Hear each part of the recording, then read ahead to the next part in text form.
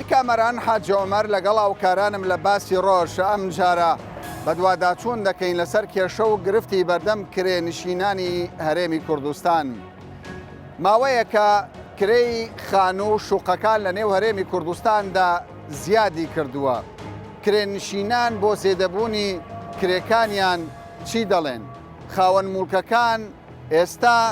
بەهۆی باشبوونی دۆخی ئابووری و بوژانەوەی کەرتی وەبەرهێنان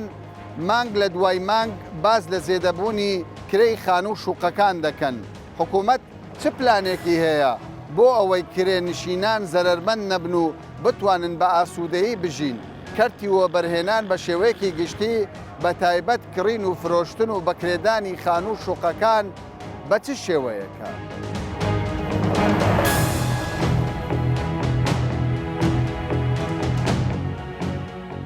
ئێستا من خانووەکم بوێ 100 مەتر لە هەولێر بە چەندم بەدەست دەکەوی لەو گەڕەکەی مەقسەدت فرۆشتنە کڕینە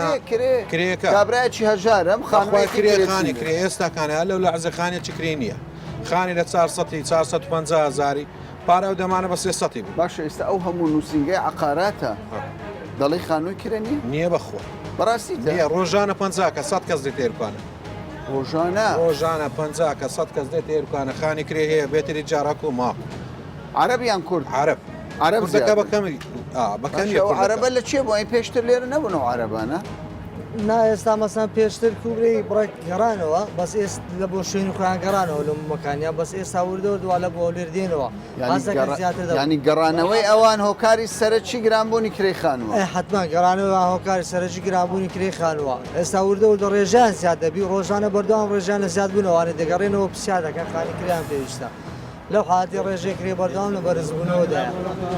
باشە گرانبوونی کرێی خانوو بەس لە هەولێرە یان لە هەموو کوردستانە گەرزان؟ وڵی دەورا پشتی هەولێری گرتیتەوە ئاگەشمە لە سلێمانی و لە دۆگنێ نازانیمەوە هەموو کوردستان ینی هاتنی عەرەب ئاوارەی عەرەب وای کردووە کە نرخ ئێرانەکانی زیادیان کرد. ئێرانی زیادیان کرد. ئێرانەکان بە زۆر ئێرانەکانە زۆریان دێت. ئەی باشە چارەنووسی ئەو کرێکارەی کە کوردی خۆمانی هەولێری کوردستان کە ڕۆژانەیەکی کەمی هەیە و کرێت چی بەسەرات و لەو کرێ و دەستا ئەو گوندانی دەورا پشتی هەولێری لە شایش کەس دەزانێت بچی لەوانە بگریتن. ینی ئێستا توانایەوەی نیە لە توانایەوەی نێبێت لەم حالە شوێ شافاڵان هەولێری نوێ پێنجی ئاسارۆکە لەو جیانی پێناچیرێت فەقیری. بەڵام من دەجار دەگوترێ هەر بە قسە دەڵالەکان زیاتر شتەکان گران دەکەن وایە ئەوان نا لە خۆی مەسەنەکە بخۆی عەرز و تەڵەبەکە تەڵەب زیاد بوو لەو حاڵەتی سەر بەسە دەکەوی. ئێستا تا تاسیر مەسەن لە کڕینی شکلیە ئێستا 100 مەتر لێرانە چیتە دەوروبەری 8 دەفتەرونی 100 مەتر 8 دەفتەرونی پێشتر تقریبان بە 7 دەفتەر و 20 وەرەقە 30 وەرەقە بوو. ئێستاکانی دەفتەرە سوور بەسە کەتیا. ینی فرۆشت کڕینی خانوش گرانتر گران بووە. لەو حاڵەتی مەسەن عەرەب دەکرێتن بەناوی دەکرێت کە بەناوی دەکرێتن ڕێژەی جوولەی خستە بازە. بەرێ بەرێ.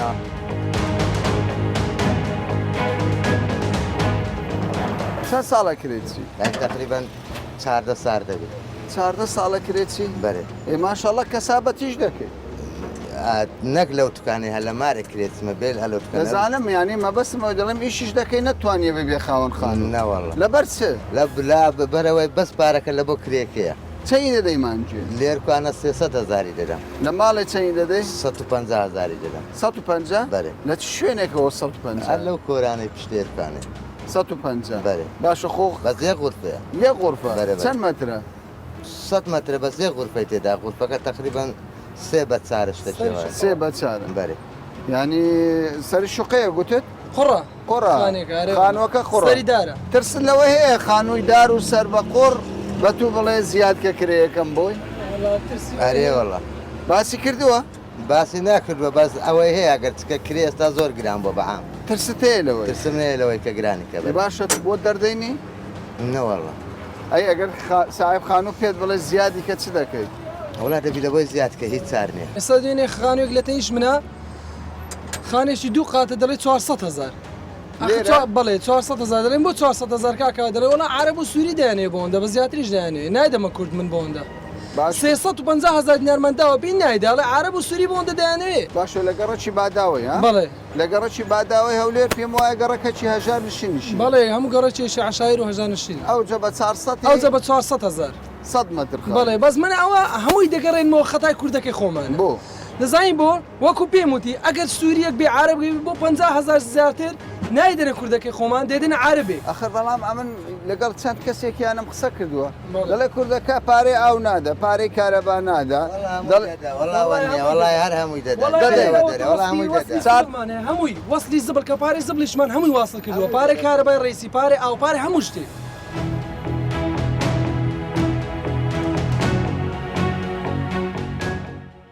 من لێرە لە شوقە دانیشتوم ساڵەکە تۆ دەڵێ من کرێت زیادکە منش دەڵێم ئیمکانێتم نیە چی بەسەر دێ بەو جۆرە نییە با بڵێن عقد ساڵانەیە باش لە بۆ ساڵەکی عقد لە بۆ نمونە عقدەکەی بە 500 دلار ئەگەر کرێکە بتە 600 دلارش هەرەوە 500 دەمینێتەوە بەڵام کە تەواو بوو ئیدی بە سعری بازار عقدەکە نوێ دەکرێتەوە ئەی ئەگەر من ئیمکانێتم نەبوو اتفاق دەکرێت لە بەنی خۆت و صاحب مولکەکە یعنی ئەوە نییە بڵێ اختیار لای من نییە بمینێمەوە ئیلا دەبی کرێ زیاد نانە ئاساییە جاروە حاڵەتی واشمان هەبووە صاحب مولک بینیتی کرێتەکە بێ و گرفتە کرێ خۆی لە کاتی خۆی بە ئاسایی دێنی لە بۆ زیاد ناکە گران بوونی کرێی شوقا خانوو گرفتی دروست کردووە بۆ خەڵکێکە نەتوانێت بەتابەتێک بەڕێژێکی کەم کرفتیمان دروست کردووە کە داهاتێکی باشیان نیە وانە کە داهاتی باشیان نیە بێکمان گرفتان بۆ دەست دەبێ بەرزبوونەوە کار لە وانە دەکا کە کاسب کارن زیاتر کار لەوانە دەکە بەتابەت ئێستا دەڵێن ئەوانەی مەکتەبیان هەیە پارەیەکی زۆر لە کرێتی و خاون مولکۆ ڕاستەمە نا بەو دەرەجێ نییە ڕاستە پارە وەردەگیرێ بەڵام لە هەمان کات ئەوش مەسروفی هەیە حتمما خۆ ینی بۆ منە بۆ 1 ساڵ چەند وەردەگری خۆی ڕێژەیەکەی شەریکات نیو کرێ وەردەگری نیم کرێت بەڵام بۆ ئەو هیچ کرێتێک نییە ئەو ڕێژەیە بەتەواوی بدەن باشە تۆ پێم بڵێ و حکوومەت دایناوە یان مەکتەبەکان بۆ خۆیان کردیان ئەمە برین لە ناو ئاخرەتەکان بووی تەستاندا شەریکان هەمیان بە ڕۆژەیەش دەکەن نیو کرێ لە هەر لایەنەک حکوومەت داینێناوە حکوومەت داینێناوە ینی بۆ خۆیان شەریکات شەریکاتەکە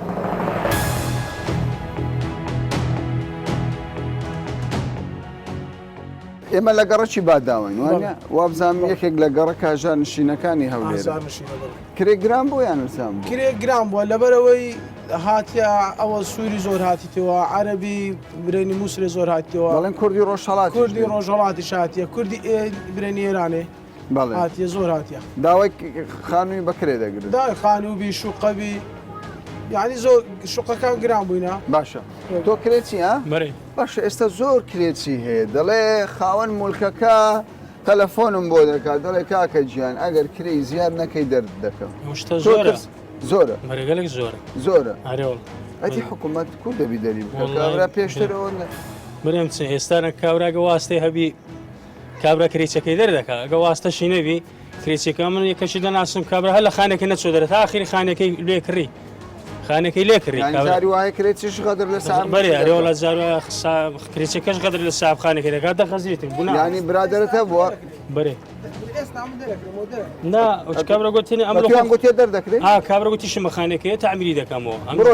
ئەم خانێکم لە جێشکە گرت هەوا چۆلی دەکەم بۆ تو کێشە نییە؟ نا هیچ شێشتێنی لەخوای بەزیادی یانی دەیبی چه خانۆکی خانە من کرێ خۆم دەدەم لێرە من هەر جێشێ کێشە نییە ڕۆژە سەعابەک برێ بڕۆ دەرێڵە ئاشیات بار کە بڕۆ ئاساییە وڵی ناوە لێ ڕادی دەستێم لێ ڕادی ئەمە تقریبان لەوانەیە 1000 خانیمان کردبی ئەمە 25 سارە کرێسیمە 1000 خانی هەر لە هەولێر سارگ لێ 6 مانگ لێ ئەدا 25 ساری بژمێرە تەوزیعی سەر 1000 خانوو لە دەگوازیەوە وڵای بریم چێمە ماتۆڕەکەم ئێستا پێیان کرد پێشتر مارم زۆر نەبووە وام دەکردم گواستەوە لێ ئاخری حاڵەتی وا زۆرە خەڵێ ئەرە وڵای ئێستا جیرانی منە بە 175 بەکرێ بوو یەکسێکی دێ 225 ئارێ وڵا گوتی ئەگەر ڕاستیەکە نابڕۆ دەرێت دوو خانی شوێنە بەکرێدانێت جیرانی منە سێ بەردانیش زیادی کرد سێ بەردان یعنی لە کۆمەڵگەی دەرەوەی سێ بەردان باشە گیانە تاکێ ئەوە دەڵێتن باشە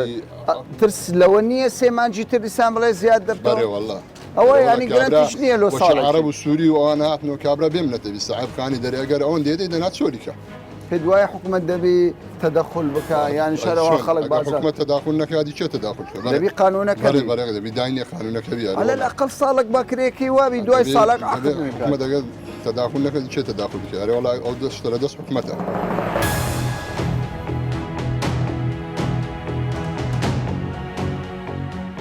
نهێنی گرانبوونی خانووی کرێ بۆچی دەگەڕێتەوە بۆ بۆچوونی بۆ ئەوەی داواکاری زۆر لەسرە لە ئێران دێن لە بەغداد دێن لە نەجەف ئێرانیش دێن لە نەجەف کوردی ئێرانی زۆری وا لێرێ یعنی ئێستا هەولێر داخوازی زۆری لەسەر هەر زۆر زۆریش کەوایە ئێستا باشترین شتەوەی خانوو بکرێ ئەگە پارەتە ئەگە پارەتە ئەدیکو باشە ئەیە خەڵکی خۆمان چی بەسەر هاتووە ئەوانەی فەقیرن کرێت یعنی وەزیان خراپ بابستنەوە گوندا لە سەروانیش ینی ئارێوەڵا ئەو عرب دەگرێ بە 400,000 کورت پێی ناژیرێ پێی ناجی ناخێر ئەدی باشە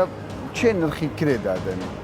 نییە نرخ نییە ناخێر هەر کەسە بۆ خۆی خانیە بە 500,000 بکرێت وەیە بە 400 بکرێت وەکو یەکشن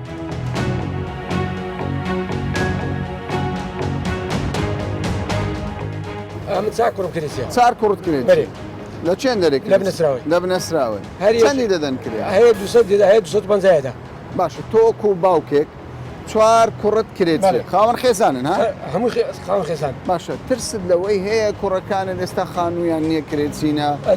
خاوەن مولک پێ برێ بڕۆ دەرەوە کرێ گران بووە 50,000 بری بڕۆ دەری 50,000 ئەدیکو چاما قەیمە ناسنێ دەری ئەدیکو دەرێ بڕۆ دەرێ خانەکەم نۆسۆل کە گرانتری دەکەم لەو ڕۆژانە کوڕەکەمی دەرکرد دەری کرد دەری کرد لەو ڕۆژانە چوە خانێشی دی چوە خانێکی دکە بە 200,000 بە 200,000 یەک دەرێ دەفرۆشم و یەک دەرێ کرێەکەی هەرزانە یەک دەرێتن ئەیکاکە لێ زیاتر ئاردیان تەوزی کرد نێداما لە چێن دەرێت لە بنەسراوە تۆ خاوەن خانوویان کرێت من خاوەن خانی لە پێنج ئەندامی خێزان چار کوڕتەیە تۆ بتەنیا خانم هەیە هەموو کوڕەکان کرێت باشە تۆ چی دەڵێت بە حکوومەت دەڵێ حکوومەت تکایە خەمێک لە کرێچیەکان بخۆن وا دەڵێ من دەرێم حکوومەت خەم لە کرێسەکان بخۆ بڕێ کرێ بینە خوارێ ئێستا واگران دەبی ئاردوخانی واگران دەبێت بە خۆدا نازانێت چێ مەوزۆ گران دەبی ینی وەساکە چی گۆڕانکاری بەسەر گۆڕانکاری سەبرە دەوێت دنیا خۆشببی بەس دنیاکە لۆ فەقیری نییە لۆ فەقیری ماڵ وێرانی دێت ماڵ وێرانیە کرێکارن ها؟ ئارێڵە کرێکان کرێکان خەڵکی ڕۆژهەڵاتن خەڵکی کیش باژێری ساڵماسێ ساڵماسێ تو بێژە من هەر شەڤک چەند پارە دەدەی بۆ هەر شەوەک تایبەت 5,000 زێدەیە بۆ تەیان کەمە زێدەیە زێدەیە ڕۆژانەیەتە چەندە ڕۆژانە هەیە 10,000 ڕۆژانە هەیە 5,000 ڕۆژانە هەیە ئەسەر نییە ینی ڕۆژانەیەتە 5,000 ڕۆژان نییە روزانه ایده 25,000 حتی 30,000 25 تو دەبێژی دەبێژیت که روزێک هەیە مثلا 15,000 شولکن روزێک هەیە 30,000 شول ینی کرێکاری بچەند دەکەن کرێکاری رو بە روزانه شولکە 25 حتی 35,000 شول حتا 35 ئەی باشە خانی کرێستاندینە ئێرە ئەم فندقی دۆ دەبینن فندقی دۆ دەبینن فندقی ڕوژی فندقێک هەیە 4,000 یەک هەیە 5,000 بۆ خۆ خواردنیش دەکران لەگەڵ خواردنی ڕوژی دەدەکەوی 6,000 إلى 7,000 تومان خەرج و خواردنی مەدەک یەکمان گەڵێ مندەر خۆنە هەر لەبەر کرێ خانوو خاطری کریە بەڵێ ئەگەر کرێ نزم بی ینی پای کەم بە دەستانە هەموو کوردن گەڵش خۆشە خۆشە هەروەڵە باشە تۆ عقارەتیش دەکەی باشە خێرەکە بۆ ئێوە چی تێدا وڵای خێرەکە و هاانیە چەندی وەردەگرنیەوە لە بەکرێدانی وڵای 100,000 150,000 ئەوهای باش نییە؟ کۆنت باش نییە 6 مانگە کارەبای نەدەدەی پارەکەی بدێەوە بەجددیتە ئەو شتە شەیەکرێت خانێکمان دایکە عرە بەشی دەمانگە تێدایە بە خۆمە چماقی دەمانج کارەباماندایە حقی مانگەکمان لێ وەرنەگیتە ئەوها دەرێت دەگرێت نیتمان برسینت نانمانی ئەو کێشانەشتانێت جاری وا هەیە کرێتی پابندی پارەی ئاو کارە باش نادە زۆری نادات زۆری یان هەندێک جار ئێوەش دەبێت بەخۆمەزانیت دانم حقیدا مانگمان کارەبادا مانگەشمان لێ وەرنەگرت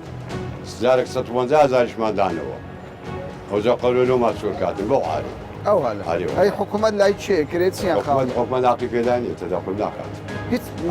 هەر مشکلەکە بێ حکومەت تەدەخل ناکات لەسەر ئەگەر شتەکە بکاتە کارێکی زۆر ئاسایش تەدەخل دەکاتن ئەگەنە حکومەت عقی باشە بە تەسەوەڕی تو دوورە پەرێزی حکوومە لەسەر کرێی خانوشتەی باشە یان بازار ئازاد أنا خويا عقدك دبي عصاي راساي اشتوقع عقدك بەڵام لەسەر نرخ ئێستا بۆ نمونە کابراایکی فەقی دەرێ نرخ حقيني كذا ئێستا تو دەرێت کەلاوەش بی بە 400 أنا خانك ما بكري بدم بمليونش بدم حكم العقينية لسر تدخلنا باشە ئەمە یاخرا نا باجنية هو دبي سعري كتابني كو دابنی هذه كو بەبی ئەو ناو بژیوانبی کاکەوەرە وەن لێەوە وەندە وانە پێم بڵێ ئێوە کرێت چین برم كريسيما لە دوکانیان لە خان والله لا خان كريسيما دكان كريسيما یعنی تو سەرمانگان اي والله هل وسط خراپە والله وصل بدر قلت ما جا 600,000 650,000 بدانا كم بكري برا مناسب چیش دەکەی والله كونه ما ندفروش مش ودار باشە چەند ساڵە کرێتی تۆ والله ما وصل سنه 5 سنه زيادة كريسيما 5 ساڵ انا بقرها وسط خراپە والله چەند منداڵت هەیە والله حاليا دوم دارم دوم دارم باشە ساحب خانی دەڵێ بڕۆ دەرێ کرێی زیادکە والله صاحب خانه زيسيا استا خزي صاحب خانه استا ما حتى استواني قلتوا بەس ترسل لە خۆ هذا نازم ايوه ترسل شوان اخو ما هي باشە لۆ کرێی خان و گران بواستەوە والله بنمشي حكومة اخوان صار شيء دەبی حکوومەت ینی بێتە ناو بيت ناخذك تبي دابني مشتاق لو صاحب خانه دابني ما قصدي باشە تۆ چی لێ تێدەگە ینی ئەوە خەڵکێکی زۆر دەڵێ سەرمانگان کرێ زیاد دەکرێت بەخێر بەخوای خەڵکەکە حەق خۆیەتی بەڕاستی ینی ناکرێت ئەوڕۆ کابرای بێتە ناو خانیەکەت ئەو مانگەی کرێشی لۆگری پاش دوو مانجکە وڵا وەزع ئەو هالیات بۆ نوعی سوورەت ئەو دەکەم لۆ زیاد حالەتی وا زۆرە زۆرە حالەتی واکە لە زۆرە ینی خەڵکی هەژار و کەم دەرامەتی فەقیری کرێتی ماڵی وێران بۆ لەوە ئەری وڵە وێران بووە ڕاستی چ بکرێ باشە بەڕێیتان بەخۆی حکوومەت پلانی هەبێتن ئێستا کۆمەڵی کرێنیشنان هەیە بەڵام کۆمەڵی کرێنیشینانگا هیچی نەکردی لە بۆ کرێنیشنان هیچی نەکردی بۆ تا ئەوەی کرێنیشیم کردووە چوومەکن ئەوە هەیە لكن نقابة هي أو كذا هي كريتياتي يمكن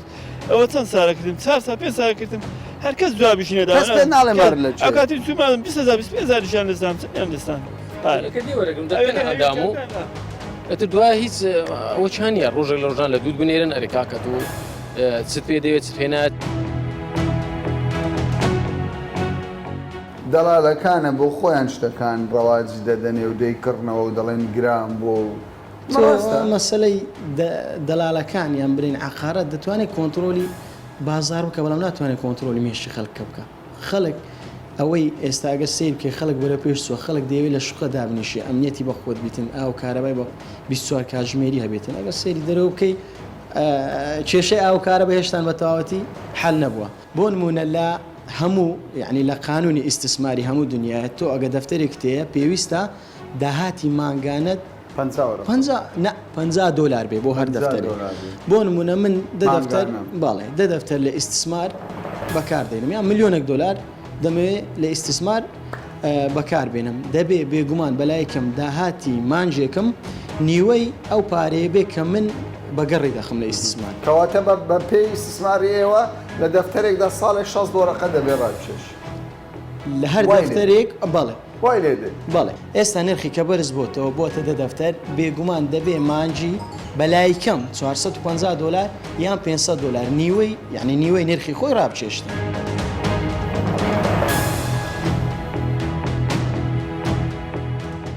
ئەگەر خەڵکێکی زۆری هەرێمی کوردستان دڵیان خۆش بێت بەوەی کە بژانەوەکی ئابووری لە هەرێمی کوردستان ڕووی داوە و لە داهاتووشدا باشتر دەبێت بەڵام کرێنشینان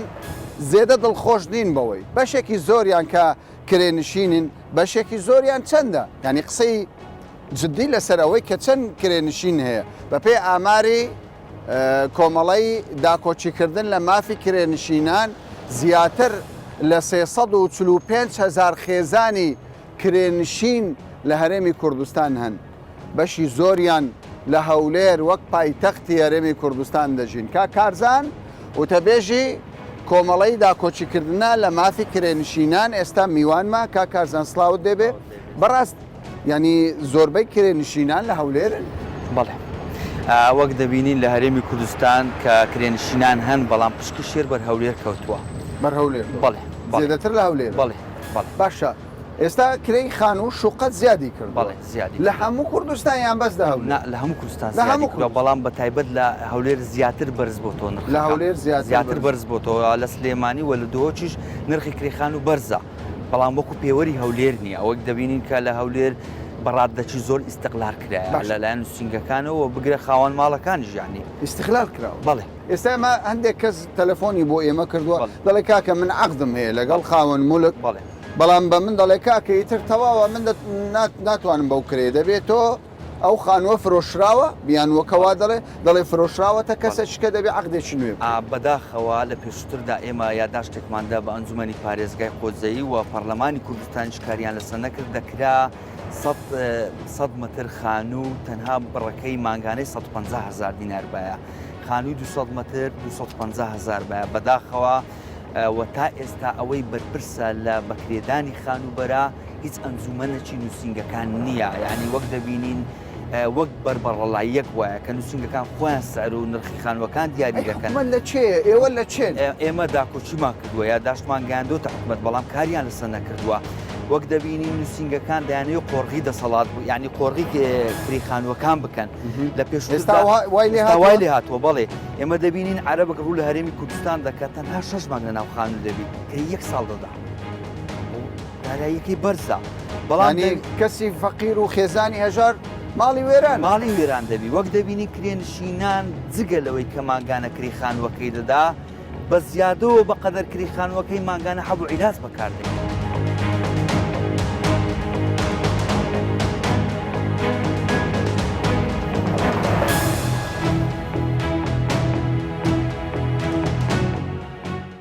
بەپێی زانیاری ئێمە کێشە و گرفت لە نێوان کرێچیان و خاوەن مڵک دروست بووە پاشەوەی ئێستا بەشێکی زۆر لە خاوەن مڵک دەڵێ کاکە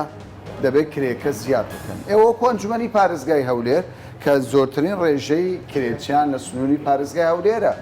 ئاگاداری ئەو کێشەیە بەڕاستی ئێمە وەکو ئەنجومەنی پارێزگا لەگەڵ پارێزگا و لەگەڵ کۆمەڵی کرێنشینان دێنە سەر خەت دەبێ ئەمە چونکە دەسەڵاتی ڕێنماییمان هەیە دەبێ ڕێنمایش تایبەت بە کرێنشینان دەربکەین ناڵێن تەحدیدی کرەی مانگانەی باڵەخانەیان خانوویان ئەوە دەکەین بەڵام ڕێنجێکدا دەنێن دەبێت لە دەزمنی ئەو ڕێنجە بێنەوەک ئەوانەی کەوا ئیستیغلالی ئەو وەزع بکەن کە موچە دوو مانگ تەواو بۆ ئیدی خەڵک بێ ئیستیغلالی کرەی باڵەخانەیان خانوویان دوکانەکان بکە باشە سەبارەت بە بەشێک لە کرێنشینان گرێبەستی هەیە لەگەڵ خاوەن مولک و لە ڕێگای نووسنگەکانی عقاراتەوە بەڵام دوای 3 مانگ خاوەن مڵک یان نووسنگە تەلەفۆنی دەکات دەڵێ دەبێت بچێتە دەرەوە چونکە خانووەکە فرۆشراوە دەبێت کرێیەکە لە سەدا ئەوەندەم بۆ زیاد بکەن چی بکە کرێکی چی بکە بەڕاست کرێکی ڕوو لە ئەنجومەنی پارێزگا بکە ئەوانەی کە عەقدیان هەیە چونکە مافی عەقدەکەیە ئەوەی عەقدی سەرەتایی ئەو کابرایە ناتوانێت هەتا ئەو عەقدە تەواو نەبێ ناتوانێت خانووەکە بفرۆشێت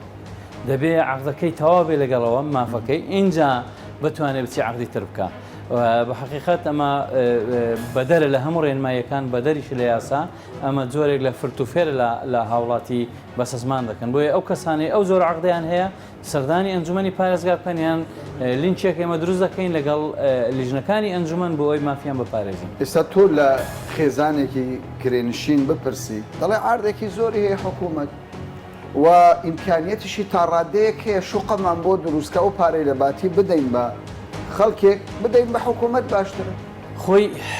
بەرنمەکە بەزەبەت تەواوە حکومەت زەوی هەیە حکومەت دەتوانێت لە ڕێی مستەسمرەکان ئەو زۆرە پرۆژەیەکە بەڵام بە پێی ئاماری حکومەت ئەوەندەی شار دروست کردیە ئەو شارانە ئەگەر تەواو بن لەوانەیە زۆر زیاتر بن لە کرێنشینەکان باشە ئێوە پەیمان دەدەن بە خەڵک لە ماوەی داهاتوودا بێنە سەر هێڵ لەوەی کە ئیتر کرێ لەوە زیاتر بەرز نەبێتەوە من سوپاس بۆ بەرنمەکەی جەنابەت بەرنامەی جەنابەت یەک لە هاوکارە باشەکانی ئەنجومەنی پارێزگایە کە هەمیشە ئەمە لە پشتەوەی مەسرحەکان ئیشی لەسەر دەکەین دەیکەینە بابەتی ئەنجومەن لە ڕێی ژنەکانی خۆمان بەڵێ ئەو پەیمانە دەدەین کە بە زووترین کات لەگەڵ کۆمەڵی کرێنشینان و لەگەڵ پارێزگاردا بنیشین پرۆژەیەک ئامادە بکەین و دیسان لەوەیەوە لۆبیە چیلۆ بکەین پەرلەمان بینینە سەرخەت بۆ ئەوی یاسایەک دابنێت چکە ڕاستە بە ڕێنمایی ئێمە دەتوانین هەندێک کۆنتترۆلی بکەین بەڵام پێویستی بە یاسایەکەی ئەو یاسایش لە پەرلەمان دەربچێت و هاریکاری باش دەبین و ئەو پەیمانە ژەدەین.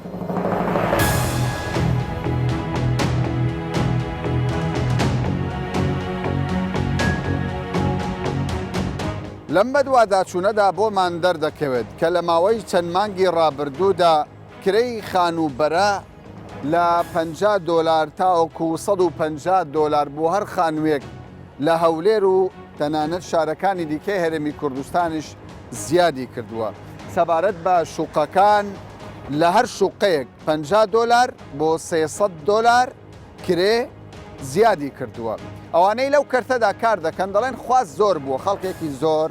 لە باشوور و ناوەڕاستی عێراق لە ڕۆژهەڵاتی کوردستان دێنە هەولێر بە تایبەت. ئەمەش وای کردووە کرێکی یەکجار زۆر بۆ کرێنشینان زیاد ببێت. چێ زەرەرمەندە؟ خەڵکی فەقیر لە سنتەر دەڕۆن دەچنە کۆمەلگاکان لەوێ خانووی هەرزانتر دەگرن، ئەوان دۆخیان خراپە. داوا لە حکوومەت دەکەن بێنە ناو بازارەکە بە شێوەیەک لە شێوەکان نرخێکی دیاریکراو بۆ خانوەکان بە شێوەی ستاندار دیاری بکات، بە پێچەوانەوە ڕەوشی ئەوان خراپتر دەبێت. تا باسێکی دیکە بابەتێکی دیکە بەخواتان.